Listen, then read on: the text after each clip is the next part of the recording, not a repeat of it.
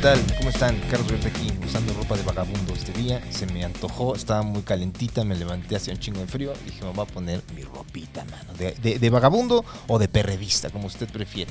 Estamos en una emisión más de Status Culo, este podcast producido por la Powerhouse Chavos Banda y Casero Podcast. Y tenemos un invitadazo. Como usted bien sabe, si es parte del exclusivo, se habló al respecto de una manera muy atropellada y hasta rústica de cierto modo de parte de Chino y de su servidor sobre lo que es el dinero, y quisimos invitar justamente debido a la plática que tuvimos en ese momento a ¿quién sino Edgar Arenas? ¿Quién es Edgar Arenas? Lo tuvimos en los primeros episodios de Status Culo cuando fue el tema de GameStop, de las acciones que estaban pasando ahí en Wall Street, que la banda andaba arruinando a varios inversionistas gringos, para que nos explicara un poco al respecto. Edgar es coordinador de economía en Rankia, catedrático de la UNAM y autor del libro Invirtiendo y Aprendiendo, del cual yo tengo una copia y al chile sí está bien bueno, mano. ¿Cómo estás, Edgar? A todo dar, mi querido Carlos, toda la gente que nos ve, nos escucha.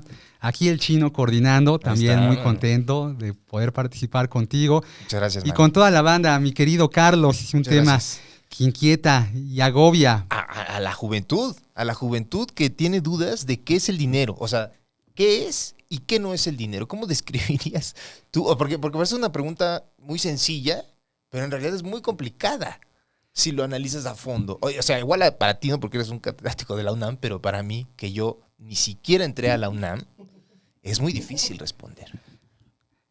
Todos, Carlos, sin excepción. No importa qué te dediques. Ajá. Eres comediante. Hay gente que nos está escuchando que a lo mejor tiene una ingeniería. O hay Claro. gente que a lo mejor tiene como actividad algo en lo que no se requirió estudiar mucho, ¿no? Sí. Un oficio, alguien que está ahorita ahí arreglando el motor, cambiando Sí. el aceite. Sí. Pero todos, sin excepción, utilizamos el dinero. Sí, así es. A lo mejor de forma más eficiente o de forma más ineficiente. Pero nadie nos enseñó ni a usarlo, ni tampoco nos explicó qué es. Sí. La pregunta es muy válida, entendible, y aquí vamos a destripar Venga. qué es y para qué nos sirve. Porque son dos cosas diferentes. Ok, muy bien.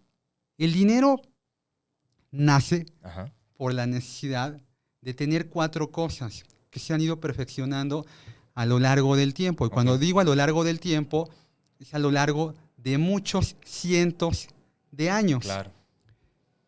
Hay que agarrar el librito de historia y ver que los romanos intercambiaban bienes y servicios Claro. con sal. De ahí viene, de hecho, el concepto de salario. Salario, sí. Pero en la medida en la que los agentes económicos, que es un agente económico, tú, yo, una familia, una empresa, un gobierno, fueron robusteciéndose, la civilización fue creciendo, la necesidad de intercambiar esos productos y servicios también se fue sofisticando. Y ahí el dinero fue adquiriendo 4 características que debe de tener, sin importar si estamos en México intercambiando pesos, o si estamos en Perú intercambiando soles, o en Europa euros. Las características del dinero son 4. Y no puede haber una disfunción entre alguna. Ahorita te voy a explicar por qué. Porque hay veces que dice la gente, oye, pero en la cárcel, por ejemplo, el cigarrito es un medio de cambio. Bueno, es una de las características del dinero. También es una unidad de cuenta. También sirve como respaldo o resguardo de valor. Y también nos sirve como o para generar una dinámica de intercambio. Son las 4 características del dinero. Sí. Cada quien las puede utilizar de diferente forma. Sí. Hay gente que utiliza, por ejemplo, el dinero más para almacenarlo, como resguardo, que para estar comprando productos y servicios. Claro. Hay empresas hoy en el mundo que tienen un tamaño que es el doble. Por ejemplo, Apple hoy vale el doble del Producto Interno Bruto de España. Tiene un chorro de dinero. Apple, con lo que vale hoy, Carlos, en un mundo distópico en el que los países pudieran ser comprados por compañías, Apple podría comprar a México y Argentina juntas. Y le seguiría sobrando lana. Que nos compren. No estaría mal, ¿no? Y que nos dieran un telefonito, sí, ¿no? Ya. Nos iría mejor, chance, estaría ¿no? Muy bien. Nos metieran acá un chip acá y ya. Bueno, el dinero tiene diferentes funciones. Pero nadie nos enseñó a utilizarlo. Hace más o menos 4 años hice un pequeño estudio que tiene que ver con qué tan bien o qué tan mal gestionamos nuestro dinero en México. Simón. Y me encontré con algunas respuestas que no son muy satisfactorias. Por ejemplo, Venga, de una vez, dinos la verdad. si duele, ¿eh? Duele Mira, mucho. en México, para podernos comparar, debemos de utilizar un estándar que Ajá. la OCDE, la OCDE, utiliza como un indicador llamado de alfabetización financiera. Ok. No es cuántos doctores en economía hay en el mundo, no es cuánta gente tiene una carrera en finanzas, es cuánta gente entiende qué es el dinero, Ujú. cómo funciona un presupuesto, la diferencia entre algo muy simple, que es interés simple e interés compuesto, lo más básico, Ujú. que un niño, por ejemplo, en Corea del Sur, Ujú. un país de nuestro rango emergente, no es una economía tan grandota. Acuérdate que México puede ser un país con muchos pobres, Simón. pero es un país rico. México está Sí. entre las 15 economías más grandes del mundo. Sí, Bueno, sí, sí. ahí Corea y México se van dando un quién vive. Ajá. Y un niño que está terminando la educación básica en Corea del Sur Ujú. tiene un índice de alfabetización financiera más alto que el de un adulto en México que está concluyendo la universidad. Verga. Que no sabemos utilizar el dinero. Claro. Hay un chorro de teorías económicas Ajá. que te dicen cómo usarlo, ¿no? Y entonces encontramos el libro de tu tocayo Marx, ¿no? Ajá. O encontramos a lo mejor libros de neoliberalismo, Claro. ¿no? Sí, sí, sí. Y en todo ese abanico de filosofía, Ajá. de gestión, cada quien define cómo lo puede, cómo lo quiere, cómo se debería de utilizar. Claro. Pero estas 4 características son el pilar de todo lo demás que viene atrás, ¿vale? Ujú. Entonces, ¿a qué obedece la falta de alfabetización financiera? Me dices que se le Es el conoce concepto, el indicador. en adultos mexicanos. Hay como, o sea, hay una educación que obviamente engloba muchísimos aspectos: historia, geografía, filosofía, español, matemáticas, pero nunca hay una aplicación o una clase donde te enseñen a aplicar, por ejemplo, de manera práctica las matemáticas para que puedas administrar bien tu dinero. ¿A qué se debe ese tema aquí en México? Pues primero a que no nos educan, ¿no? O sea, es un tema de falta de capacidad de quien gestiona la educación. Y Sí. creo que esto se replica en cualquier tema, ¿no? O sea, Ujú. agarramos el listado de en qué situación está México en materia de matemáticas Claro. y siempre estamos en los últimos lugares, ¿no? Sí. Bueno, pues esto se replica en todo lo demás. Sí. Y hay, me parece que hay una disfunción muy grandota porque hay apelo a una persona que yo conozco, que es médico, Ajá. que me dice: Edgar, al mexicano hay 2 cosas que le duele que le toquen: Ujú. la salud y la cartera. Y a veces al mexicano le duele más que le toquen la cartera que la salud. Claro. Y en ese par de pilares, por ejemplo, nadie nos enseña, ¿no? O sea, desde que Sí. somos muy chiquitos, nadie nos enseña ni a cuidar nuestra salud y mucho menos a gestionar cartera. nuestro dinero. Pues sí. Y el dinero se usa para... Es lo más chistoso, ¿no? Sí. Que el dinero, desde que John Law, un francés, un escocés avecindado en Francia, inventó el papel moneda hace 300 años, Ujú. todo mundo utiliza el dinero. Y en Sí. México, pues nadie se toma la molestia de decirnos cómo hacerlo, ¿no? Claro.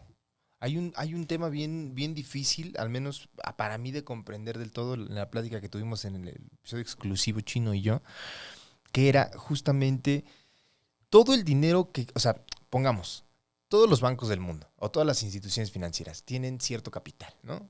Y todo ese capital que tienen en números, ¿existe de verdad en papel moneda o es como un estimado de que en caso de que se necesite pueden imprimir ese papel moneda?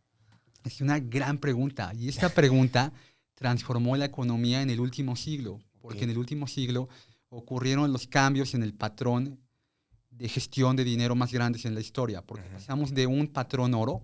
Acuérdate que todo Claro. el mundo tenía que respaldar Sí. el dinero que imprimía o el dinero que acuñaba. Los gobiernos tienen un brazo ejecutor de esta actividad, que es el Banco Central de cada país. Ok. Cada banco central tiene algunas características que lo hacen un poco diferente. Ujú. Por ejemplo, el banco suizo Sí. es un banco en donde es el único banco en el mundo que de alguna manera tiene socios, que es una empresa. Ok. Pero los socios son los estados de Suiza, se llaman cantones. Ahora hace ya. mucho sentido, oye, te invito a mi cantón, mi ¿no? Un cantón, chilanguismo, sí, ¿no? sí. Bueno, pues a lo mejor va por ahí, Cantón ¿no? allá es como el Allá un estado, cantón ¿no? es el estado. Sí. Bueno, tienen el monopolio de la emisión de circulante, todos los bancos centrales del mundo. Ajá.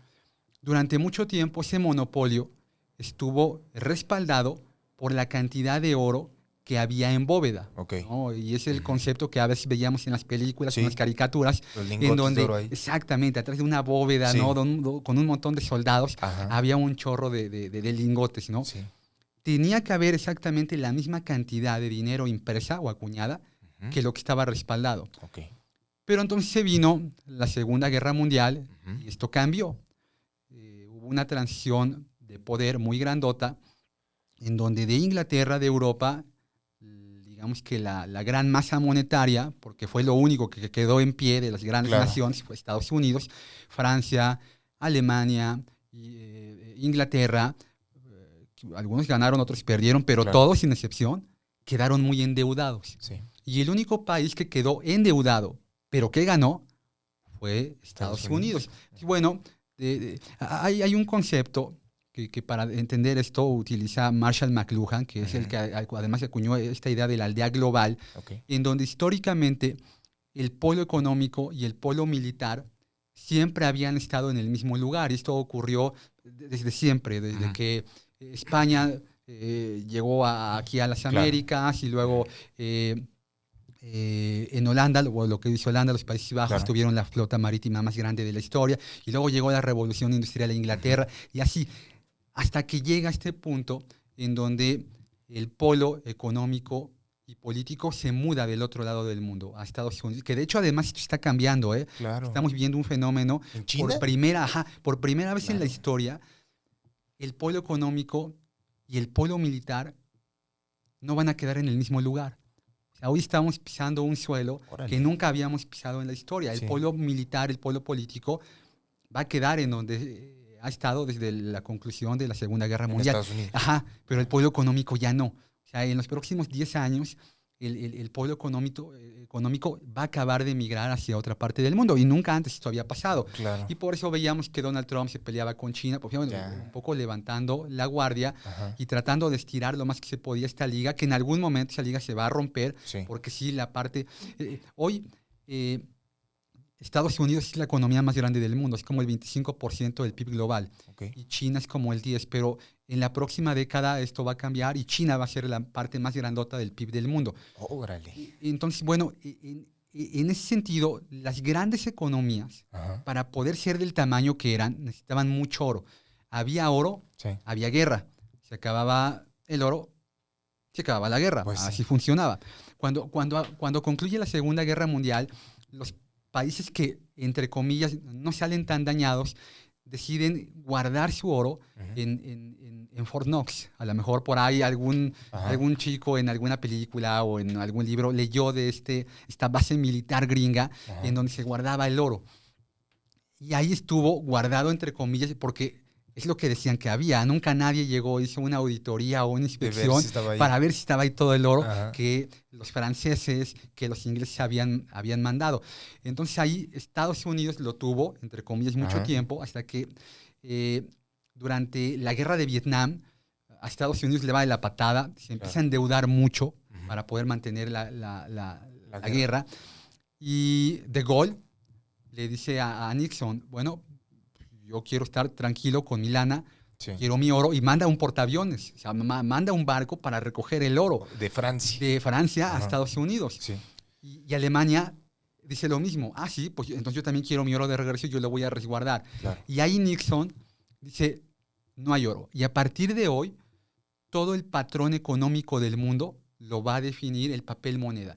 Y el respaldo del valor de cada moneda, de cada divisa, del dinero en el resto del mundo, se va a definir a través de una paridad cambiaria. Ujú.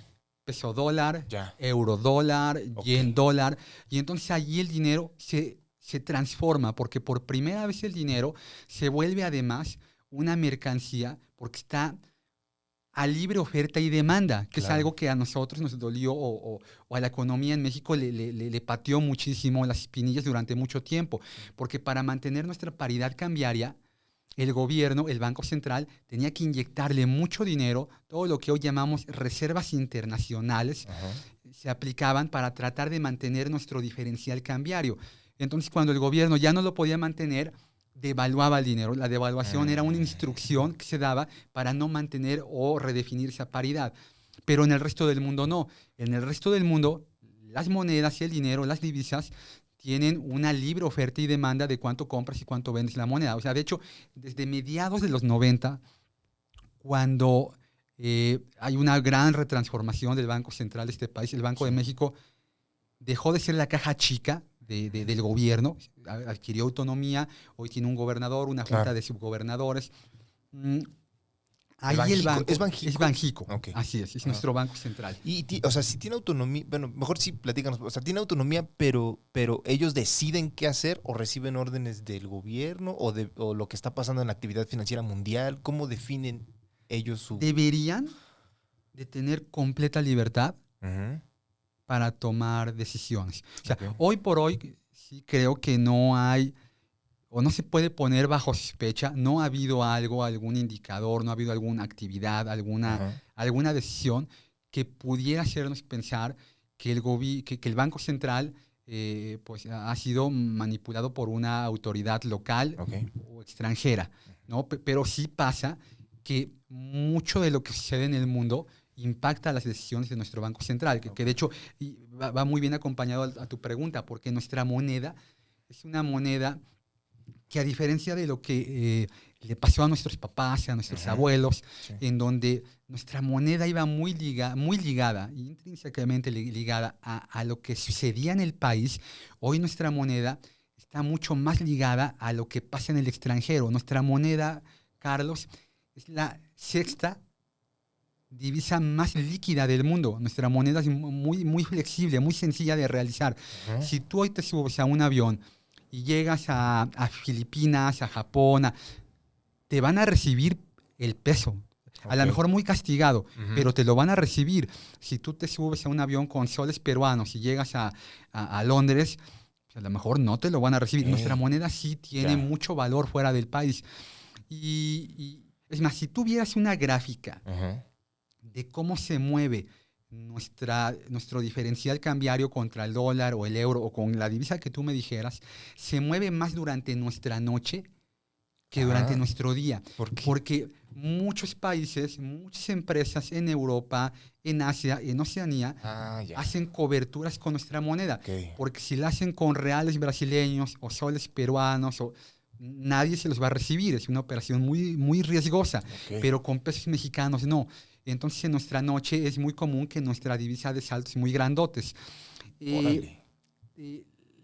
La divisa en México suele estar muy impactada. Aquí voy a no sé, a tomar como referencia lo que pasó con el aeropuerto, por ejemplo. Sí. Tú ves lo que pasa con la decisión de cancelar el aeropuerto, y es una decisión muy controvertida en México. Toda la gente dice es el comienzo del fin. Y ese día en el que se da el anuncio, el peso contra el dólar hace un brinquito, ¡pum!, y regresa. Bye.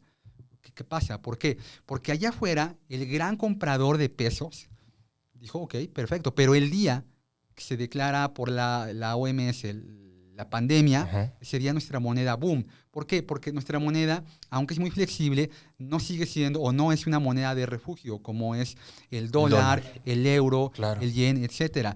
De cada 10 operaciones que hay entre pesos y dólares, 7 se hacen fuera de nuestro país.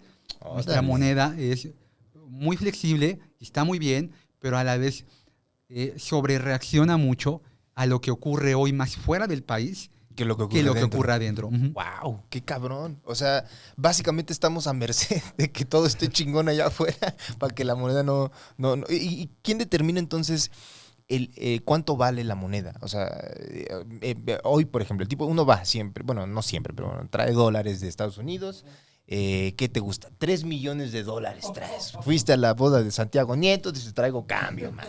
Llegas a un banco, o sea, estoy mamando, ¿no? Pero, y ves el tipo de cambio. El tipo de cambio lo determina el Banco Central, o cada banco por sus huevos básicamente dice, no, esto vale. Es oferta y demanda. En la medida en la que la gente compre pesos, Es como cualquier cosa. A ver, si hoy compramos más manzanas, ¿qué va a pasar con el precio de la manzana? Va a subir. Claro. Si hoy compramos más bisteces, ¿qué va a pasar con el precio de la carne? Va a subir. Ok. Si hoy compramos más pesos, Ajá. el peso va a subir. Si hoy la gente sale a vender sus pesos y comprar dólares, Ajá. ¿qué está pasando? El peso está bajando y el dólar Está subiendo. está subiendo. Esta parte no la define un banco central, al menos no un banco central como el nuestro. Sí pasa hoy todavía en Corea del Norte, en Venezuela, ok, ya. en Cuba, Listo.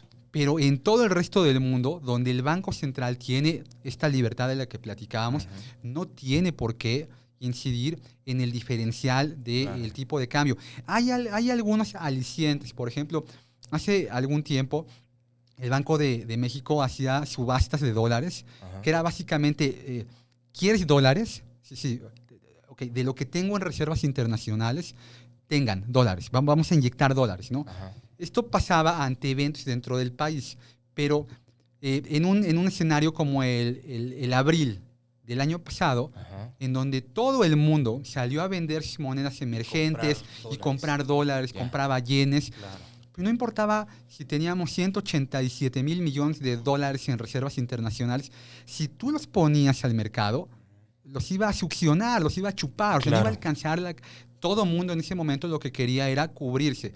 Y aunque nuestra moneda es una moneda flexible, que tiene un banco central independiente, no somos del tamaño de la economía ni de Estados Unidos, ni de Japón, Ya. ni de Europa. Ok. Entonces la gente, se le llama Flight to Quality, es un evento en el que la gente abandona activos de riesgo Ujú. y, camina, vuela Hacia algo más hacia seguro. algo mucho más seguro. Como Así mencionas, es. las monedas de refugio, que son los euros, los dólares. Así es. ¿Qué puede pasar o cómo podría ser que el peso, o sea, como lo estoy entendiendo, entonces es básicamente dependemos de que haya una estabilidad en la actividad mundial, que no haya como un tema como lo fue la pandemia al inicio el año pasado, para que la moneda se mantenga estable. Pero, ¿cómo podría ocurrir que de repente, ya es un sueño guajiro, pero que el peso se volviera una moneda como de refugio? ¿Qué tendría que pasar así para que la gente dijera, no, yo, ¿qué pesos? En lugar de dólares, En tengan. lugar de dólares. Bueno, no es un sueño guajiro. Ok. Pasó durante mucho tiempo. La economía norteamericana, hasta la revolución, Ajá. la guerra de secesión que tuvieron allá, fue una economía, ¿cómo lo puedo? Pesosada. Ok. Así como nuestra economía es una economía dolarizada, en aquellos Órale, años, güey. durante mucho tiempo, el comercio internacional pasaba mucho por México, ¿no? Ok. Los barcos que llegaban a Acapulco o a Veracruz. Y entonces la gente se subía a un barquito y llegaba a Filipinas. Y en Filipinas el peso mexicano era moneda de curso legal. Órale. Y eso ya sucedió. ¿Qué tendría que volver a pasar? Que México en esa cadena de valor Ajá. volviera a tener un rol de ese tamaño. Ya. Lo cual es muy complicado Sí. porque hoy está Estados Unidos, luego está China y luego está Europa. Claro. Y luego, bueno, venimos todos los emergentes. México difícilmente va a volver a entrar dentro de ese top 3 Sí. o top 5, Claro. porque para que eso sucediera tendríamos que tener un tamaño de la economía de esos países. Y el mundo ya está muy segmentado. Ujú. Yo creo que una de las grandes moralejas que dejó esta pandemia es que además el mundo definió muy bien sus polos, ¿no? O sea, Sí. hoy sabemos quiénes son los países, las empresas muy ricas, como Sí. te platicaba, por primera vez en la historia Ujú. de la humanidad. Hoy hay empresas que valen más que muchos países. Muchos países. Hay estados, incluso, por ejemplo, Texas, Ujú. vale más que la economía, California vale más que la economía de México. O sea, entonces queda muy claro quiénes son los pesados, Ajá. quiénes están en medio, como Claro. nosotros, y quiénes están abajo.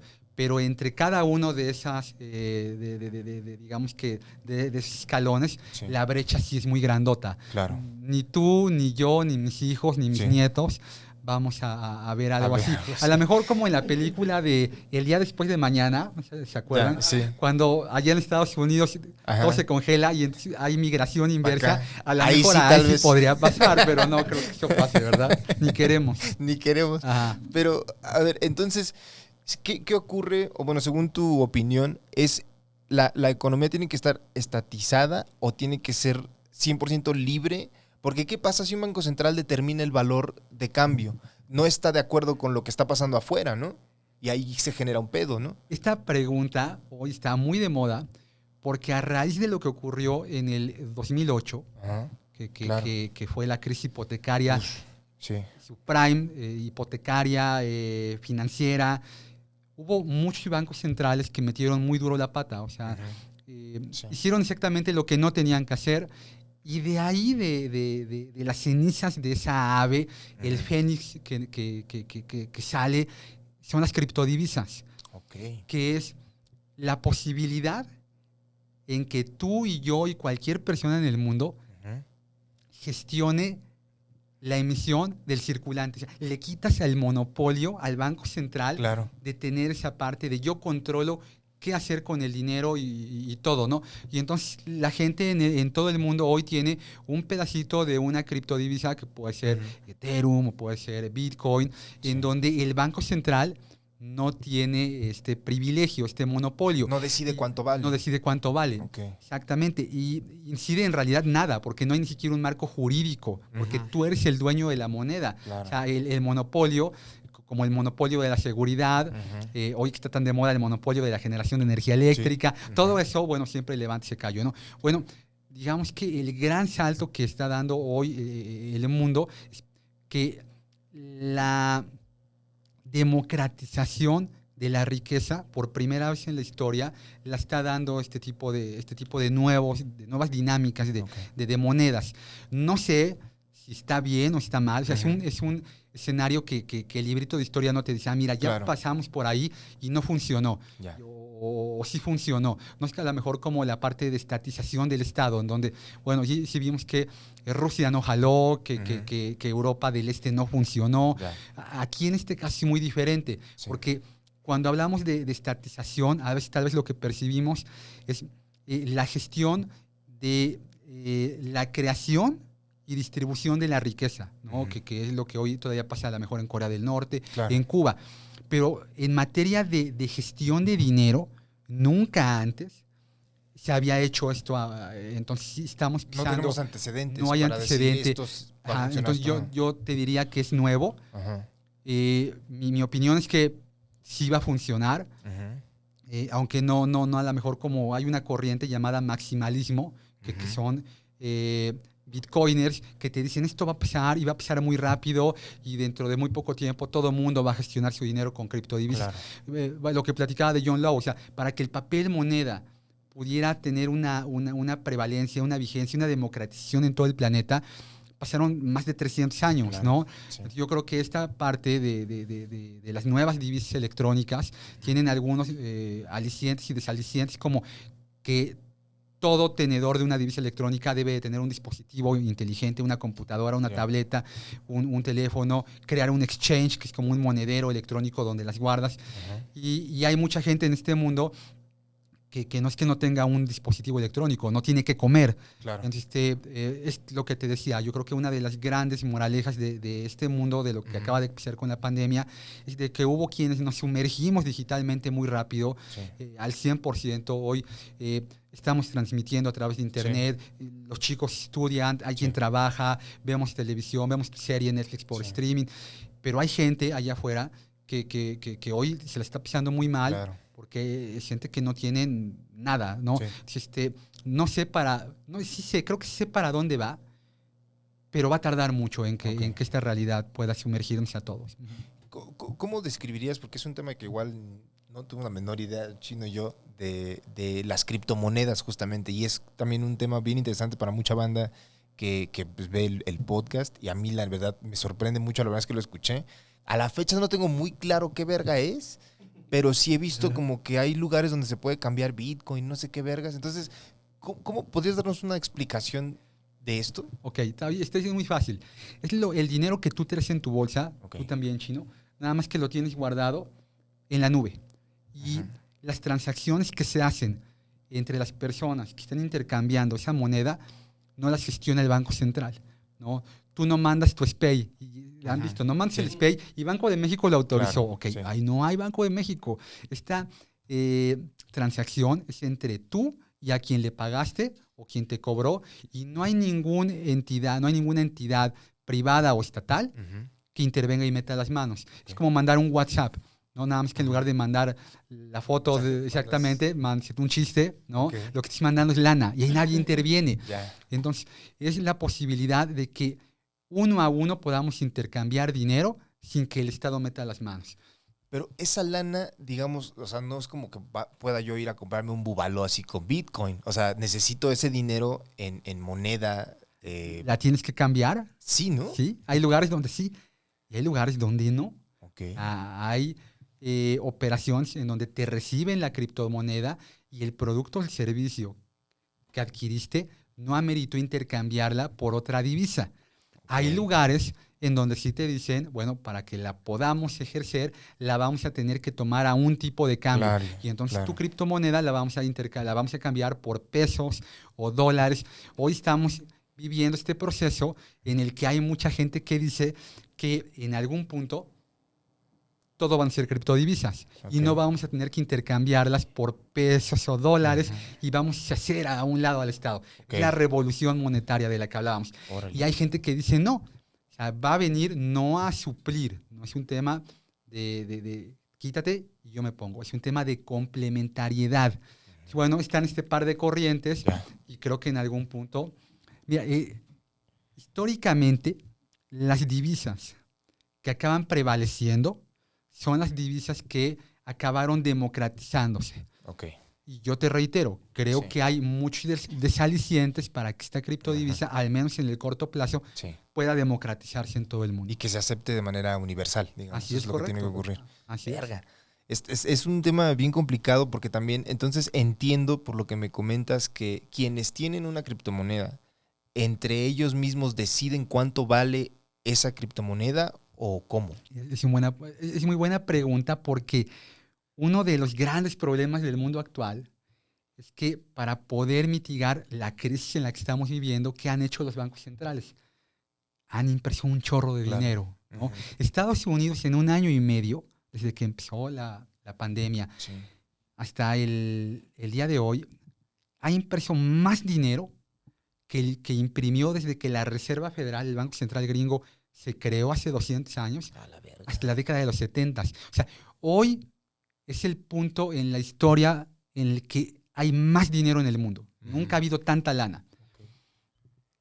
No necesariamente, a una pregunta de hace ratito, ese dinero está impreso. La mayor parte del dinero en el mundo no está impreso. Son números. Son números, es correcto. Sí, no hay manera de que esté impreso. Claro. Bueno, este fenómeno lo que genera es una espiral inflacionaria. Porque mientras tú le das más dinero a la gente, esa gente tiene más capacidad de compra. Claro. Cuando la gente compra algo y lo compra más, sube de precio. Ya lo explicamos. Entonces necesitas más dinero. Necesitas más dinero, ¿no? Qué loco, güey. Las criptodivisas tienen un límite de emisión.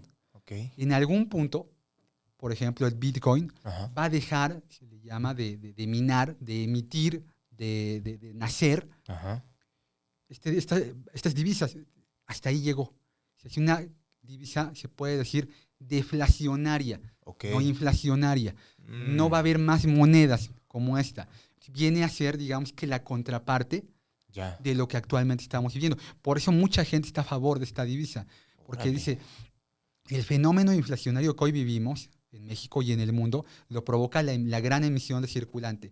Las criptodivisas, en el algoritmo, en el programa, dicen qué día, a qué hora y cuántas es el límite que se van a imprimir, a emitir. Y entonces, bueno, esto, de acuerdo a maximalistas, generaría un mundo mucho más ordenado, donde todos sabríamos cuánto hay y cómo lo vamos a gestionar. Acuérdate que la economía es la ciencia de la escasez. Entonces, cuando tú sabes cuánto va a escasear algo, puedes programar mucho mejor cómo vas a responder a ese fenómeno. Y en el caso de un banco central, hoy no sabemos si nos reconfinamos y deciden imprimir más lana para poder salir más rápido de la crisis. En el caso de las criptomonedas, sí ya sabemos desde hoy cuál es el límite de las que se van a emitir. Órale. O sea, la tendencia en sí, digamos que del sistema es compren hasta donde puedan. Y después, entre más compras, como dices, sube el precio, entonces necesitan más lana. No hay nunca una donde digan, ya nos estén mamando hasta acá. ¿Nunca va a pasar eso? Sí, retiran dinero. Sí, se puede retirar dinero. Okay, Sí. okay. Aquí en México hace muchos años había unos títulos llamados BREMS. Era un título que emitía el Banco de México llamado Bono de Regulación de Emisión Monetaria. Ajá. Y entonces lo que hacía el banco era, dame tu dinero y te doy el título. Y el título lo que hacía era que a un plazo determinado te pagaba una tasa de interés. Este tipo de actividad sirve para enfriar una economía. Una economía es como un motor. Ajá. Entonces, y el lubricante de ese motor, el aceitito, se llama inflación. En la medida en la que el motor necesita carburar más rápido, le tienes que meter inflación, si no se te va a desvielar. Okay. Y en el momento en el que quieres que el motor baje de ritmo, tienes que bajar la inflación. De hecho, hay una correlación muy grande entre la tasa de interés y la inflación. Seguramente muchos escuchábamos que la semana pasada Banco de México subió la tasa de interés porque la inflación hoy en México es alta. Okay. Bueno, la forma en la que el Banco Central enfría ese motor es retirando dinero. ¿Y cómo desalientas a la gente para gastar? La alientas a que invierta el dinero a una tasa de interés más alta. Entonces lo que tú dices, oye, pues en lugar de yo estar consumiéndome y me voy de Buen Fin y me compro las botas para mi señora y la bolsa, pues ya veo que me están pagando más en el banco comprando un bono, pues mejor voy y lo invierto y yo sé que a 28 días, 90 días, 180 voy a tener mi mismo dinero más un premio y entonces me desalicienta para que yo esté consumiendo y esto hace que la inflación empiece a mitigar. Ajá. Órale, está bien loco, güey. Yo no tengo la menor idea. Es como bien. Dices, verga, soy un imbécil. Nunca he hecho nada de esto. Pero está muy interesante porque, o sea, me vuela un chingo la cabeza que este concepto que nosotros mismos creamos le hayamos metido tantas reglas que hoy en día parece como que tiene una vida propia. Y a pesar de que es algo que un día a alguien se le ocurrió, hoy en día tiene tantas reglas y es tan complejo que la banda. Pues por eso hay problemas. No es como que alguien puede decir, esto es lo que va a pasar mañana y pasado, ¿no? Es muy complicado poder predecir ese tipo de cosas. Sí, creo que ahí yo te respondería como le trato de explicar a mis alumnos, porque dicen, oiga, profe, ¿y qué hace un economista? Y yo les digo, la mitad del tiempo nos dedicamos a pronosticar qué va a pasar. Okay. Y luego me dicen, ¿y la otra mitad del tiempo? La otra mitad del tiempo explicamos por qué no pasó lo que pronosticamos. Los verdaderos falsos profetas, Manix. Los economistas. Oiga, maestro, pero a ver, lo que nos está mencionando ahorita me remite a un tema que también se habla mucho aquí, que es lo que ocurrió en el 95. No, fue en el 94, ¿no? Diciembre del 94 con el peso. ¿Usted nos podría dar un breve resumen de qué fue lo que ocurrió? Pero explícanoslo sin matemáticas para nosotros que somos tontos. Está bien fácil. En diciembre del 94, todavía teníamos un banco central que inyectaba mucho dinero para poder mantener la paridad. Permítame, hay que poner música de tenebrosa, Manix, mientras nos platica el maestro. Y aquel concepto llamado el error de diciembre se lo tragó la cultura popular y le puso el horror de diciembre. Y es cierto. En reservas internacionales, la primera semana de diciembre del 94 había 4,000 millones de dólares. Eso es mucho poquito. Hoy hay casi 200,000 millones de dólares. Las reservas internacionales, ¿para qué sirven? Para darle certeza a la gente, principalmente extranjeros, que venían a comprar títulos que emite el Banco Central de México para poderse financiar. Acuérdense que desde hace 400 años, la única forma que había para que un Estado se financiara eran los impuestos. Te cobraban más para que los reyes hicieran castillos y para que Leonardo hiciera una Gioconda y Miguel Ángel pintara una capilla. Y en aquella Italia, de la botita, que no era Italia, estaba Pisa, Venecia, Florencia, se les ocurrió en esas pequeñas ciudades-estado inventar un título llamado de deuda, renta fija o bono, del latín bonus, que es algo excepcional, y en donde el Estado invitaba a los primeros comerciantes, Marco Polo ahí transitó la seda y las especias de Italia a China y la pólvora. Esa gente que empezó a tener mucho dinero, esa etapa del mundo llamada mercantilismo, en donde detonó que hubiera gente que tuviera mucho dinero, fue quien financió a esas pequeñas ciudades-estado. Bueno, desde ahí hasta los 90s teníamos impuestos y teníamos emisión de deuda. Entonces el extranjero venía y compraba deuda y pensaba que el dinero estaba seguro. Nuestro tipo de cambio no era un tipo de cambio flexible, pero Banco de México, por órdenes del Ejecutivo, le inyectaba dinero y además vendía la idea de que México era un país con estabilidad social. No había levantamientos en ninguna parte del país, ni tampoco atentaban contra ningún candidato. Y un día, ¿qué creen que pasó? Pues pasó todo eso al mismo tiempo. Claro. ¿Ok? Y el extranjero dijo, ¿sabes qué, Carlos? No eres que eras Charles, ¿no? Charles, sí, porque eras director eres portafolio manager de un fondo de inversión muy grandote que había comprado un chorro de deuda. En el extinto Serfín. Algo así, parecido. Dios nos guarde, no. O sea, se llevaron entre las piernas a muchos bancos en el país, ¿no? Claro. Y entonces tú, Charles, lo que hiciste fue decirle a tu tocayo, porque también se llamaba Carlos. Charles, oye, ¿sabes qué? Como que no me da buena pinta lo que pasa en tu país. Eso de que le hayan puesto una bala en la cabeza a un cuate tuyo, pues está medio raro, ¿no? No, tú no sabes nada, ¿verdad? No, y él iba a decir, yo nunca me enteré de eso. Yo no tengo idea. No, exacto. Y entonces, ¿sabes qué? Ten tus bonos y dame mis $. Y tú ibas a decir así, te ibas a rascar la cabeza. ¿Cuánto es, tocayo? No, pues que yo compré bonos como por $10,000 millones. Ibas a levantar el teléfono y le ibas a llamar al chino, que era secretario de Hacienda. Sí. Y le ibas a preguntar, oye, ¿ya platicaste con los del Banco de México cuánta lana hay en bóveda? Sí. ¿Cuánta? 4,000. Chale, este cuate me está pidiendo 10. No hay con qué pagarle. O sea, a lo mejor hay, pero los dólares que hay en el país, pues no nos los van a querer tomar a como estamos. Ellos les van a querer vender mucho más caros. Pues ahí se acabó la paridad cambiaria. Toda la gente que ya no quería bonos, que no quería tener su dinero en el país y quería los dólares que habían traído a México, los querían más caros. Claro, pues los empezaron a pedir. Claro. Y si tú tenías $, ¿se los ibas a vender al mismo precio? No, me los vas a pagar al tipo de cambio que yo quiera. Claro. Y entonces el tipo de cambio entró en una espiral y la banca, el sistema financiero y el país pues se lo llevaron entre las piernas, ¿no? Entonces, ¿a cuánto estaba más o menos el dólar en ese entonces, previo a este tema de diciembre? No lo recuerdo. O sea, no tengo el dato exacto. No, pero me no gustaría. estaba como ahorita. Que no. Era una cosa. Claro. Sí. Verga. Qué temazo, güey. Luego sí me vuela mucho la cabeza, me gusta mucho el tema, pero también es como un concepto igual, repito, tan complicado, pero tan humano al mismo tiempo. Cuando nos explican así de manera chida, me parece una buena forma de poder meterse en este tema que es bien interesante, güey, la neta. Muy, muy interesante. Pues, mi querido Chino, creo que se cubrieron los temas que torpemente cubrimos en ese episodio. Bastante bien de parte del maestro. A menos que tengas una duda de tu parte.